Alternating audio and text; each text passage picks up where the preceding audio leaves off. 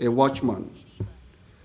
The word of the Lord came to me, Son of man, speak to your countrymen and say to them, when I bring the sword against a land, and the people of the land choose one of their men and make him their watchman, and he sees the sword coming against the land and blows the trumpet to warn the people, then if anyone hears the trumpet but does not take warning, and the sword comes and takes his life, his blood will be on his head. But if the watchman sees the sword coming and does not blow the trumpet to warn the people, and the sword comes and takes the life of one of them, that man will be taken away because of his sin. But I will hold the watchman accountable for his blood. Son of man, I have made you a watchman for the house of Israel. So hear the word I speak and give them warning from me. Ezekiel chapter 33, 1-7. I am simply a watchman. Lord, open our eyes to see the way you want us to walk in. Open our ears to hear your voice. Remove our hearts of stone and give us hearts of flesh so that we will obey you. Cleanse us and renew the right spirit within us and set us free from our bondage to sin and rebellion. Lord, set the captives free. Amen. I thank God for the singular grace, privilege, and opportunity to testify of him, to clarify all doubts about him, to engender righteousness and faith in humanity, and to bring his glorious salvation to all mankind. For this purpose, I was created. To God be all honor, glory, and praise. Amen. God bless the United States of America and all nations, kingdoms, and peoples of the world. God bless you.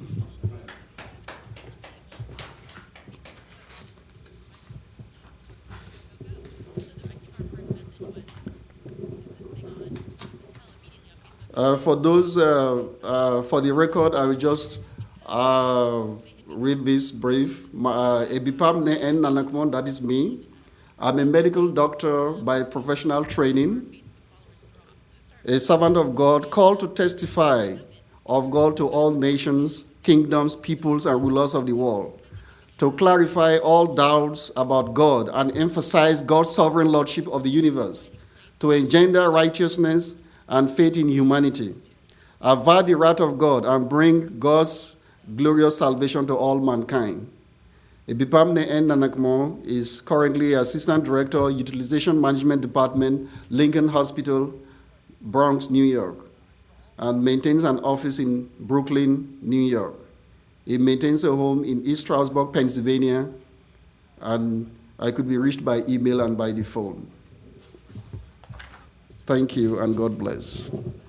So I welcome any questions. I'm here to candidly answer any questions that anybody may ask.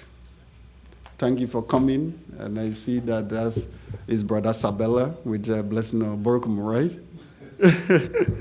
I'm very, very happy that you are here. So let me express my gratitude. Orika was going to be here with some other people. Okay, you didn't come? No, they told him that the thing was cancelled. Somebody told he was so shocked when I called him. I see we count the nation.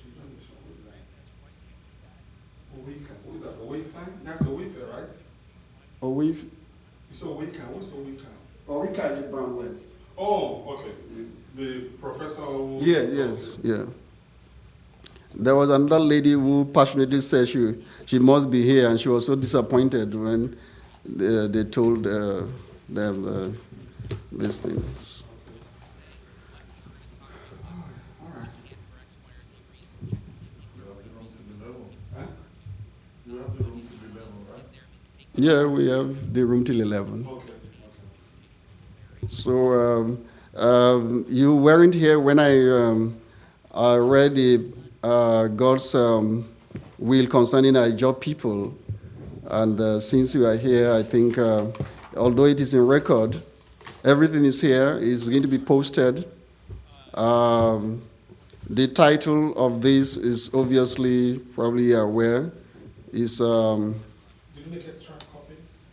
I'm going to email because it's a lengthy something. I have one extra. No, I have an extra copy. If you can photocopy, or I can give to you.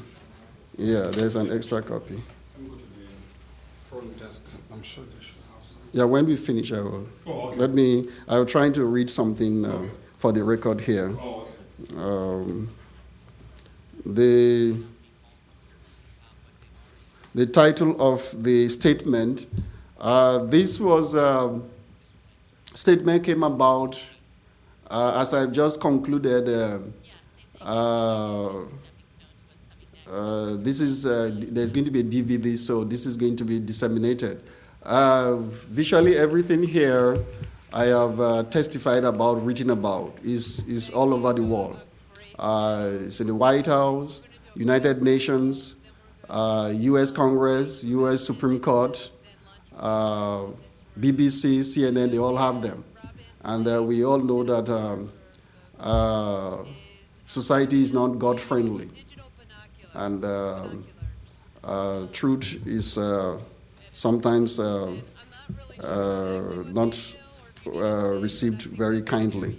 So it's not been given the attention or whatever it deserves.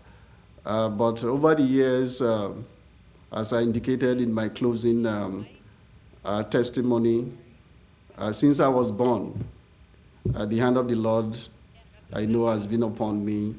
That doesn't mean that one is a saint. I'm a sinner like everybody else. Committed grievous sins more than maybe some people who don't even go to church. And I've always dreamt dreams and seen visions.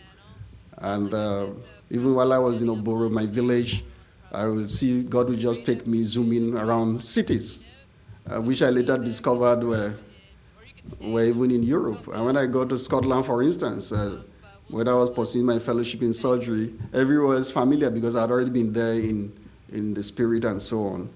And I have been very scared occasionally to go to sleep, because when I sleep, I just see things about people, and the things will just happen. And you have this burden of not having the courage to tell the people, for example, if something negative that is going to happen to them, and it happens, you have this guilt in you, so sometimes you want to shut it out. But eventually you overcome the courage, and God trains you. When God calls you, He trains you, and you have to walk by faith. And love God, one does, in spite of the imperfections. So been through the experience over the years, and it was actually 1995. I was already in Trinidad. I think my family already moved down here. I had visited, I'd brought my kids, and I was just going back to round up my stay there and so on. It was when God took me up to His throne, as I've testified, and told me that I've been called. And all the things I have a question. after that are all documented.